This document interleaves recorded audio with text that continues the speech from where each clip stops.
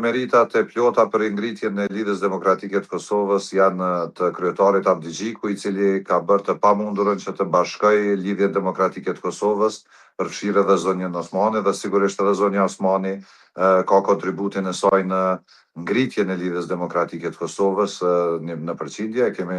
Ta kemi parasysh, ne të paktën jemi rrit për pothuajse 5% që është rritje mjaft substanciale.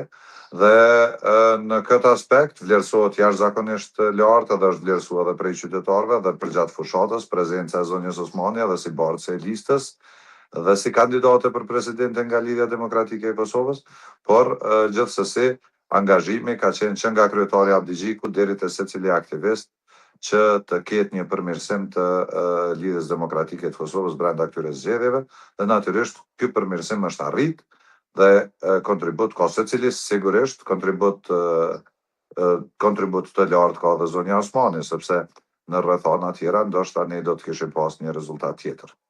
Zotri Avolli, për fund, gjithashtu duhet ju pyes dhe për një deklarat tjetër të ish-presidentës Osmani, që tha se vetëvendosja nuk ka arsye të mos më votoj si presidente dhe si besoni se do të vijojë bashkëpunimi në këtë pikë dhe ka LDK vijat kuqe për ndonjërin nga partitë politike. Osmani ka thënë se nuk ka arsye të mos e votoj, sepse është pikërisht para 5 viteve ka qenë propozim i lëvizjes vetëvendosje zonja Osmani që të jetë për presidente të Kosovës, dhe si e tillë është mbështetur edhe prej Lidhjes Demokratike të Kosovës, duke qëndruar në sallë dhe duke e bërë kvorumin. Pra para pothuajse 5 viteve Lidhja Demokratike e Kosovës, mos harrojmë, nuk ka qenë bllokuese në aspektin e krijimit të institucioneve. Pra një rikujtim i shkurt i asaj situate.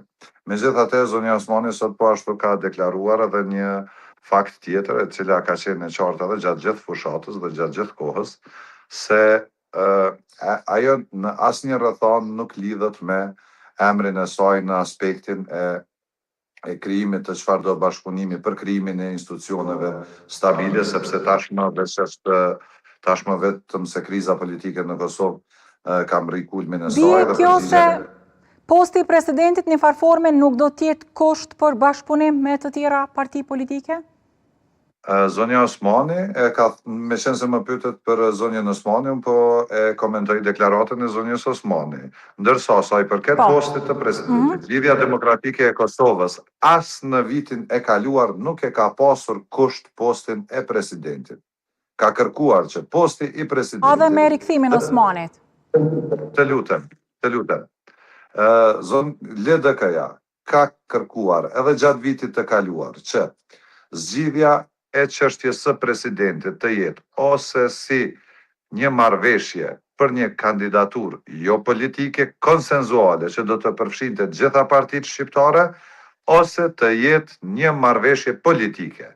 Ndërsa këto asnjëra nuk janë ofruar nga lëvizja vetëvendosje, sepse fillimisht dolën me zotrin Konjufca për kandidat për president, pastaj edhe me një kandidaturë prap unilaterale brenda strukturave të tyre e kështu me radhë, kështu që dolën me kandidatura politike. Dhe ne besojmë se zgjidhja e çështjes së presidentit duhet të jetë çështje e një konsenzusi të gjerë politik në Kosovë, ose në opsionin tjetër të jetë edhe çështja e një marrëveshje politike, dhe përderisa ne në një pozicion shumë më të dobët se sa që jemi aktualisht, nuk kemi qenë pengesë për krijimin e institucioneve dhe për zgjedhjen e presidentit, natyrisht se insistojmë ose besojmë se çështja e presidentit duhet të jetë subjekti një marrëveshje politike ose edhe një konsenzusi të gjerë politik në Kosovë. Dhe mbetet shihet se cila do jetë zgjidhja. Zotri Avolli, falenderoj shumë për kohën.